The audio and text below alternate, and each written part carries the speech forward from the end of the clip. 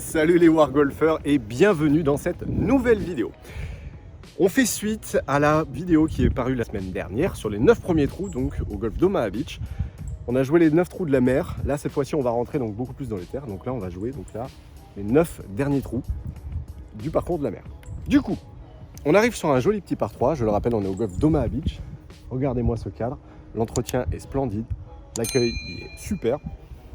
On va commencer avec le trou numéro 10. Du coup, je joue des noirs. On se fait plaisir. Il n'y a pas forcément d'objectif de score, mais de faire des jolis coups si possible. On arrive sur un par 3 donc de 179 mètres. Il n'y a pas gros danger, hormis effectivement les quelques bunkers qui peuvent être très accueillants. On voit ici, je vais prendre la mesure, on voit le drapeau qui est plutôt sur la partie droite. Donc dans l'idéal, vous voyez le partie droite, ici il y a le bunker qui est pile à hauteur. Et on va plutôt s'appuyer, donc je pense avec un léger fade, essayer d'aller chercher un bout de green ici, et avec la trajectoire de revenir un petit peu vers la droite. Donc là on va jouer à gauche du bunker du fond, et je pense que ça peut être pas mal. Allez, je vais prendre les mesures, c'est parti, bon vlog à tous.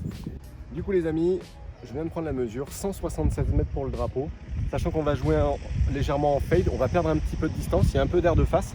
Du coup je vais jouer un fer 5, en essayant de s'appuyer donc sur le bunker, vous voyez à gauche du drapeau, pour essayer de la faire revenir. Allez, faire 5. Bonne partie. On est là pour se faire plaisir. Et bah c'est pas un fade, c'est un draw. Allez, avance. Ok, donc ça prend un bout de green, il va rester un sacré putt. Elle est pas mal. Du coup les amis, donc c'est bien ce que je pensais, donc je suis sur la partie gauche du green. Alors j'ai un putt, comme dirait notre ami Nozachi, des enfers. J'ai un énorme plateau là qui est juste ici à descendre, donc le dosage encore une fois va être primordial, pas évident. On va essayer de trouver le bon dosage, ça va être le plus important. Si on arrive à se mettre dans une zone d'1m50 de là-bas, je pense que ça sera un très bon putt. Stop, sit, arrête pas. Ça c'est un bon putt, je suis content. Allez. Bim. Et un petit par pour commencer, ça fait plaisir. Alors on arrive au trou numéro 11, un par 5, donc 489 mètres. Si on regarde un petit peu la configuration du trou, c'est un léger dos de leg gauche. Hors limite tout le long à droite, on distingue à droite là-bas. Mais a priori, il y a l'air de l'avoir un petit peu de place à gauche. Pas trop non plus, faut pas déconner. C'est beau. Par contre, on voit qu'il y a vraiment deux ambiances complètement différentes. Tu as une partie qui est beaucoup plus vallonnée et là, c'est beaucoup plus plat pour le moment. On va voir après sur les trous qui arrivent si ça reste dans le même style. Mais très sympa.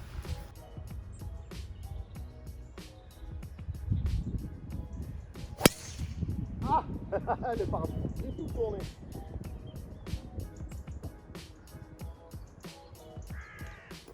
Ça sera la surprise, on verra. C'est un par 5 donc elle est en jeu, c'est ce qui compte. Après, pas le meilleur endroit. Alors là les amis, c'est assez intéressant. On distingue le drapeau qui est juste là-bas. Et en fait, il y a plusieurs options parce que de mon côté, en fait, la balle, on va aller la voir. Mais moi, ce que j'ai remarqué, regardez, c'est juste ça. Donc là, on voit que le vent est plutôt avoir tendance à rapporter vers la droite. Et en fait, là, on va aller voir la configuration de la balle. Mais si on regarde bien, en gros, si on prend à peu près l'axe, il y a peut-être moyen en fait de passer par la gauche, donc en direction des maisons là-bas, et de la faire tourner vers la droite pour essayer de faire un maximum de distance. Parce que là, sinon, en fait, j'ai deux options. Enfin, il y en a en réalité qu'une seule. Ça serait le coup de recentrage, mais ça ne me ferait pas beaucoup avancer. Du coup, il y en a qui vont tenter cette option-là. Elle n'existe pas, les amis, celle-là. Celle-là non plus.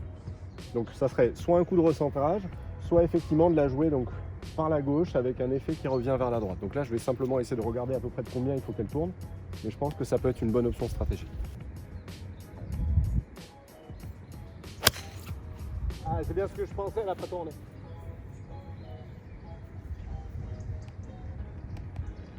Je sais pas. Je sais pas ce qui s'est passé, on verra. Avec les gens, ça. Bon, on leur refait une, mais juste pour le plaisir. J'aimerais bien réussir là, celle-là. Il faut la couper comme un doigt.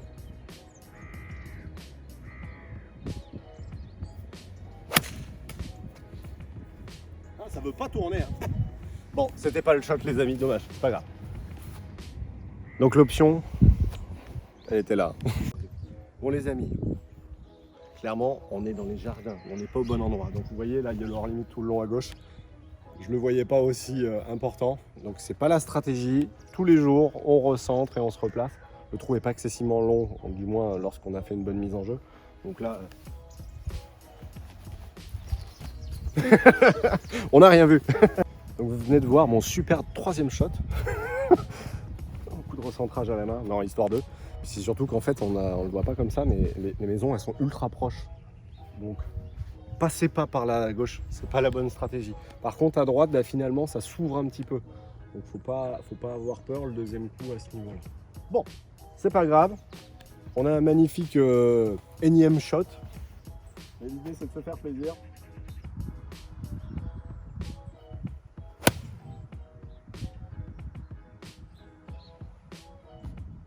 Avance.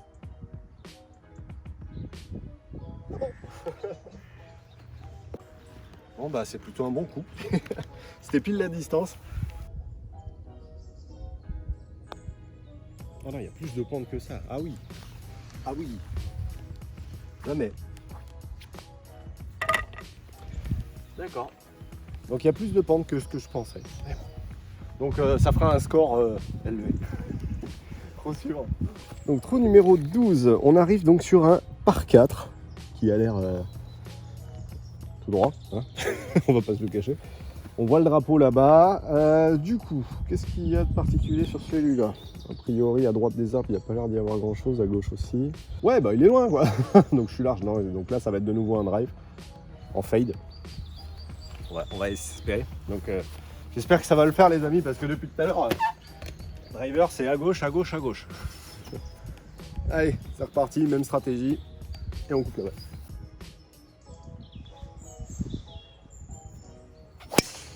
Oh oui, elle est parfaite. Yes. Cool. Cool. Pleine plaque, elle a tourné dans le bon sens. Alors, donc on a dit 71 mètres.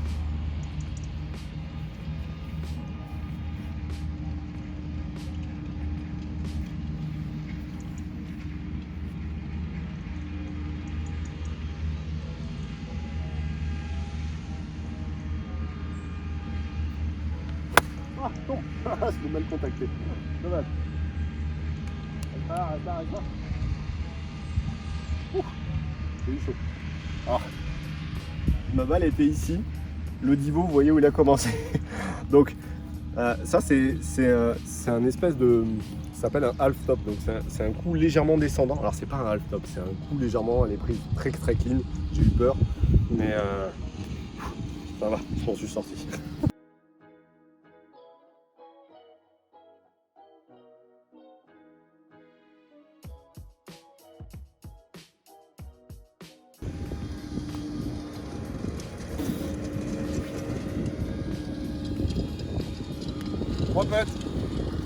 Les greens ils galopent. Hein. Donc, trou numéro 13 les amis. Un par 5. Décidément, ils sont sacrément longs les trous. Surtout les blacks, ils sont longs. 492 mètres. Donc on a encore un bon demi-kilomètre pratiquement à faire. Globalement, bah, là il n'y a pas grand danger sur la partie gauche. On peut voir quand même qu'il y a des roughs assez épais sur la partie gauche. Alors limite assez présent quand même sur la partie droite. En termes de stratégie de jeu, je pense que là je vais opter pour le bunker de gauche là-bas. On en devine un là-bas qui est à 252 mètres pour la sortie. Je pense que ça va être axe du bunker avec un fade en espérant qu'il ressorte cette fois-ci. Et puis je pense que ça va le faire. Allez, on va opter pour ça. Donc driver, 252 mètres, c'est parti.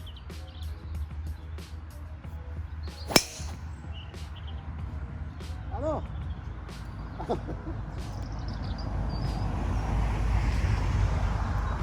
bon, c'est pas grave. Je sais pas vous les amis, mais je sais pas pourquoi. Mais on dirait qu'il a été placé là exprès celui-là. Donc du coup, bah, il y a un petit bunker. Il est pas très large. Je l'ai visé. J'y suis allé. Ça fait partie des rares coups de golf, mais au moins, voilà. Donc vous voyez, la qualité du sable est très bonne. On a malheureusement encore des irrésistibles gaulois qui ne sont pas passés par la case ratissage des bunkers. Bon bah ça arrive. Donc là bah pas grand chose, hein. On a un deuxième coup. On a encore un peu de chemin, mais bon, on va la placer tranquillement, on va pas faire le fanfaron, ça n'a pas d'intérêt. Juste se placer et puis jouer le troisième coup. Rentrer le putt si possible, et puis next tee quoi.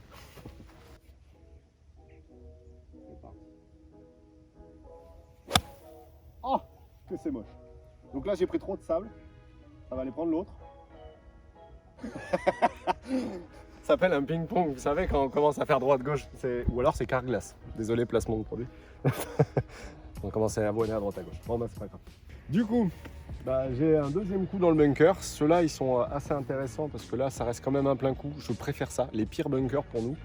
Je pense que ça serait celui-ci là-bas à gauche, où il reste pas un plein coup, mais où il faut doser dans le bunker, surtout sur des grandes distances, c'est complexe. Alors du coup, combien il nous reste? 115 mètres, je pense que ça va être un plein coup de pitch, en espérant cette fois-ci de ne pas prendre le sable. À mon avis, ce qui s'est passé sur le coup d'avant, j'avais les pieds comment dire, légèrement en montée. Du coup, je suis resté un peu planté sur l'arrière, j'ai fait une bébé gratte. Là, ça va mieux se passer puisqu'on est beaucoup plus à plat. Allez, on va mettre un plein coup de pitch et normalement, ça devrait. Je rentre dedans. Allez, avance. Avance.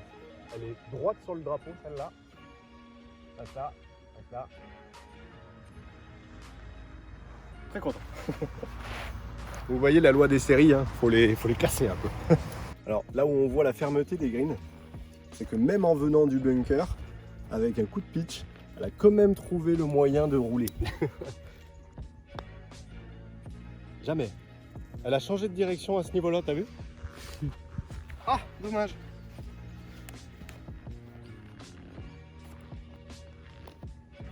Bon, ça fera le par. C'est des cartes, on va dire, très standards. Il se passe pas grand-chose. Par. De temps en temps, il y a une petite surprise. Et puis... Celui-là, pour une fois, c'est un des seuls trous où on ne voit pas le drapeau dès le départ. Donc là, c'est là où le carnet de parcours va être utile parce que mine de rien, là c'est très simple, c'est très explicite. Il y a un grand chêne ici, un autre chêne là-bas. On peut rapidement les identifier. Donc là, en gros, si on imagine l'axe du green, c'est un par 4 du coup de 314 mètres. On voit donc l'axe du green, en fait, il est derrière le point L, donc c'est derrière le gros arbre chêne là-bas. Donc du coup, si on doit imaginer le coup de golf parfait, ça serait une grosse marmite. Ça vous aimez, hein? Une grosse marmite, on va dire, à droite du chêne, avec un draw par-dessus. Je pense que ça pourrait être intéressant. Stratégiquement, je pense pas que ce soit le truc le plus intelligent à faire, puisque regardez, il y a un bunker à 275 mètres ici. Donc il y a de fortes probabilités, si le drive est bien claqué, que j'aille encore dans les bunkers. Ouh, elle peut être pas mal.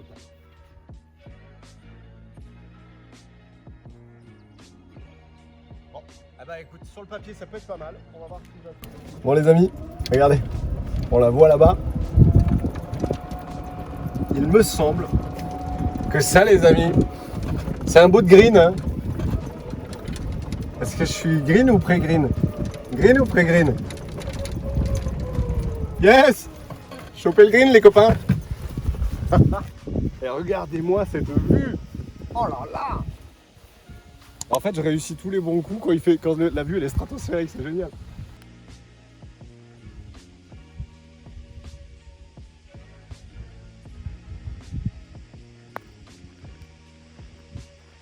Pas mal ça non? Elle est pas passée loin celle-là. Dommage. Bon, ça fera un petit cuit donné, c'est parfait. Bim! Birdie! Parfait. Trou numéro 15. On arrive donc sur un sublime par 3. Alors là, je sais pas si vous allez voir parce que c'est quand même assez lumineux. Hein. Donc un par 3 donc de 145 mètres de là où je suis. Et là, la petite particularité, donc, il y a un énorme plateau en fait. Et là, on devine le drapeau, il est tout en haut, donc sur le dernier plateau du fond. On a 128 mètres à l'entrée du green, on a deux bunkers qui sont intéressants devant, qui sont là pour protéger en fait les drapeaux qui seraient positionnés en bas. Et après on a les deux groupes d'arbres qui viennent protéger finalement les drapeaux qui sont au fond. Donc ça laisse pas beaucoup de possibilités, hormis faire un bon shot au fond là-bas. Je vais prendre la mesure. Ah ouais, le plateau d'ici il a l'air incroyable. Ouais, 160 mètres et on a un petit peu d'air de face. Donc on va plutôt opter, je pense, pour un coup de 100, ouais, presque 170 mètres, je pense. Tout dépend de où est placé le drapeau. Prendre un peu de marge, vaut mieux être un petit peu, je pense, derrière, on va voir. Je ne connais pas.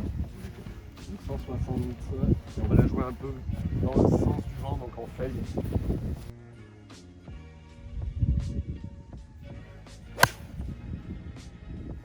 Allez, avance, avance. Allez, cours. Reste là, reste là. Ça va, ça va, ça va. J'ai eu peur là justement qu'elle tombe un tout petit peu plus à gauche. Je pense que si elle tombait 4 mètres à gauche, elle redescendait tout en bas.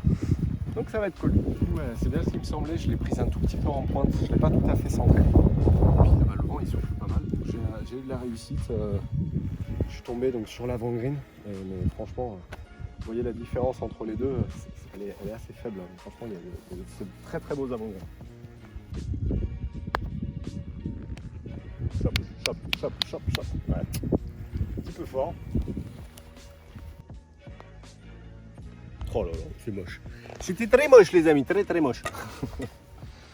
Ah. C'est pas le pote du siècle ça. Non. Celui-là on va pas le noter. C'est un par 4 de 433 mètres. Sortir les rames, il est long. Pas évident parce que tu peux pas te permettre d'être court parce que le trou est immensément long. Donc du coup c'est drive et espérer que la mettre sur la piste quoi. Allez, on va essayer de faire ça, on va essayer de choper un bout de fairway là-bas. On va essayer de la jouer quand même de préférence peut-être. Ah, je sais même pas. Assez droite. Assez droite, c'est pas le terme, mais il vaut mieux essayer de la faire un peu. Là, yes, j'ai réussi.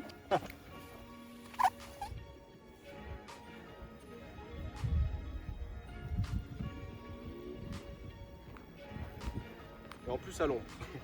Bon du coup les amis, encore une très très bonne mise en jeu. On avait l'arbre qui était juste là, à 304 mètres des noirs. On a la balle qui est ici, donc je suis très content d'avoir passé les 300 mètres.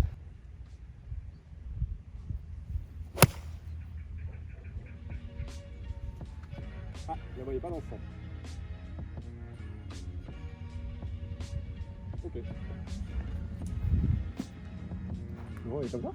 Je crois qu'il est assez simple. Mais en fait, regardez la balle comme elle est portée. On ne voit pas comme ça, on pourrait croire que la balle elle est juste bien positionnée dans l'herbe, mais en fait on voit que la balle en fait est portée. Et vu que l'herbe est très dense, il y a de grosses probabilités en fait que ça bloque un peu et que je passe ou que je passe un peu en dessous. C'est la difficulté en fait des tout petits roughs au bord des greens. J'aurais préféré être un petit peu plus là, mais bon, quand on fait un mauvais coup, on fait un mauvais coup. Et encore, j'aurais peut-être. Ouais, on va pas se plaindre. Donc du coup, un chip intéressant à exécuter. Non, c'est toujours pas ça. Ça a bloqué. Dommage. Ah, je les sous-joue à chaque fois. J'ai peur d'en remettre trop.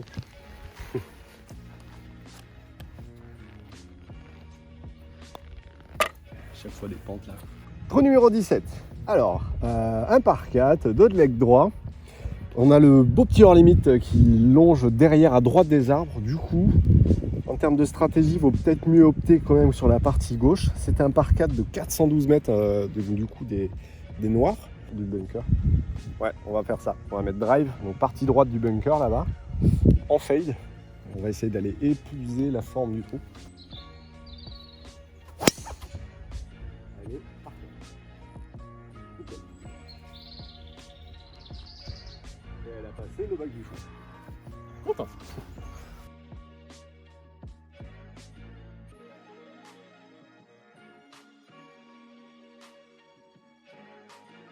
Bon les amis, la mise en jeu s'est plutôt bien passée. L'attaque de green, bah, mine de rien, je me suis fait avoir parce que mine de rien, le bunker est assez,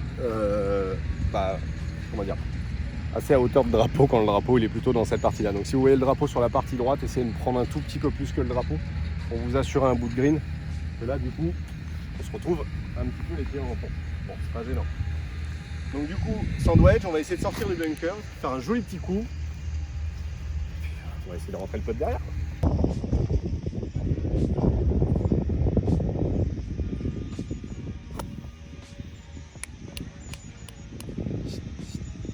Oh, pas mauvais. pas mauvais. Sable de très bonne qualité. Et voilà, c'était sûr. Et ben c'était plus à plat que ce que je pensais. Voilà, dans tes dents. Parle pas pendant que tu joues, Totof, ça marche pas. Du coup les amis, on arrive au trou numéro 18. Alors, c'est un joli par 4 de 316 mètres. On fait les cochons ou pas? Ouais, on va faire les cochons. Donc 316 mètres, on va essayer de l'attaquer. Clairement, il est tout droit. 208 mètres pour passer le dernier bunker.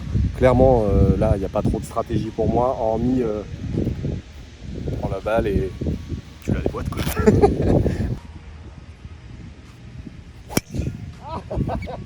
C'est énorme.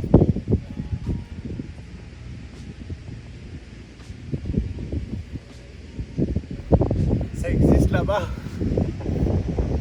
La balle a été prise à peu près. Bah, elle est là, regardez. J'ai quasiment fait un air shot. Tellement j'ai voulu faire n'importe quoi. On va essayer d'en remettre une en rythme pour le plus.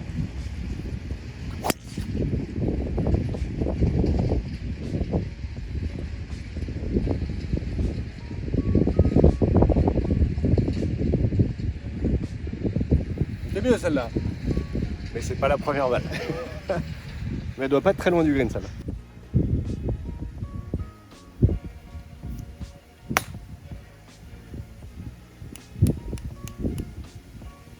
D'accord. C'est pas non plus le shot de l'année.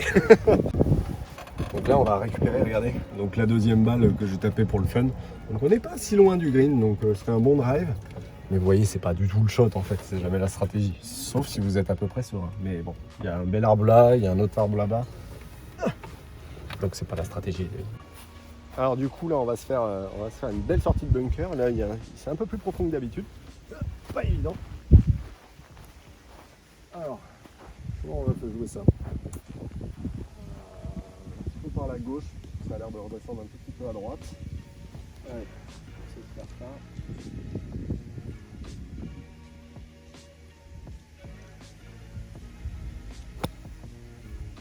Alors, regardez, elle va breaker à droite. Donc c'était ça, mais plus à gauche.